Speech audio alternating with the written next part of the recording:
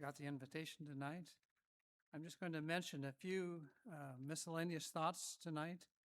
You might even think as I'm starting they're unconnected, but I do have points to make in the invitation here. Right now we're going through Luke and John on our Sunday and Wednesday classes. One of the things we've noticed pretty strongly already is the miracles that Jesus does. These miracles are something that's unique to Christianity. No other religion has anything even comparable. And recently we talked about friends of a paralytic man who lowered the man through the roof, and Jesus said, "Your sins are forgiven." Religious leaders rightly challenged Jesus on this, saying that only God could do that. And Jesus said, "Which is easier to say, your sins are forgiven, or take up your bed and walk?" Which was clearly impossible for man to do. Using those standards, Jesus proved himself to be God. We talked a little more about that, focusing on what Jesus did. We didn't really talk that much about the religious leaders, but these are not just teaching us about what Jesus did, it's also teaching lessons about religious leaders then. It's also teaching about religious leaders today. There's a lot of other information there. No one ever seemed to question or challenge any of Jesus's miracles. Religious leaders had every reason to question and discredit those. All their problems with Jesus would have been solved.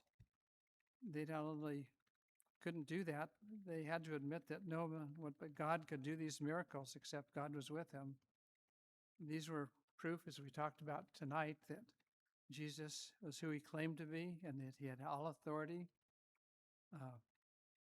We wondered how the religious leaders then could ignore it.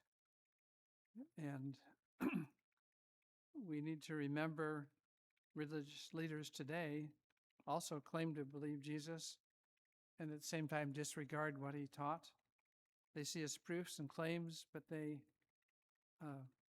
just ignore what Jesus said. They'll accept what Jesus said as long as Jesus believes the same thing that they do.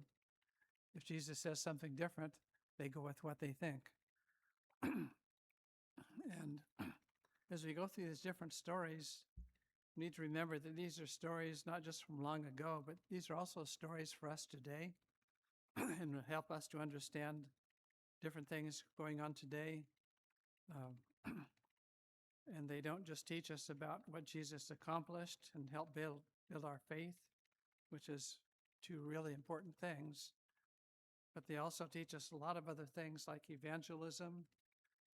In the story of how Jesus taught the women of Samaria, as Mike talked about in his lesson last week.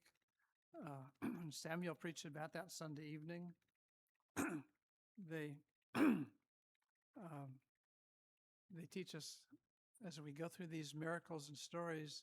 There's a lot of other lessons there, and we are trying to cover those in class on Sunday and Wednesday. We're trying to cover some of those on Sunday morning and evening sermons. And as we do that, we're covering a lot of that. We're also still missing some things. And my invitation, I would like to ask each one of you to, before we have Wednesday class, we're going to go over John 5. Read John 5 before we start this evening.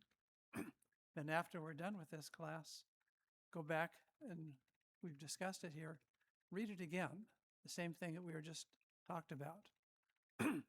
Same thing with Luke on Sunday. When we have a lesson, maybe Paul gives a lesson or Mike gives a lesson, and they talk about some passages after the sermon, go back and reread those same passages again. And I think when we do that, we'll find we both remember what is being gone over there, but we'll also find a lot of other additional information that we never thought about. Things that weren't mentioned in the class, they weren't mentioned in the sermons.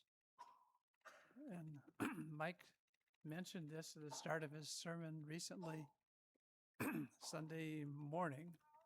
He was talking about a passage, he'd read it many times before, he'd preached sermons on it. multiple times. He taught classes on it multiple times. He had that down and he knew it. When he was preparing that lesson, he reread that again. And he meditated on it a little bit. And then he reread it again. And he meditated upon it. And he reread it again. And all of a sudden, he had another sermon with points that he'd never even mentioned before. So this doesn't just happen with Mike. This happens, actually, you'll find that this will happen with you too if you're reading these. So that's my invitation. And it's not to an outsider, really. It's to every single person here.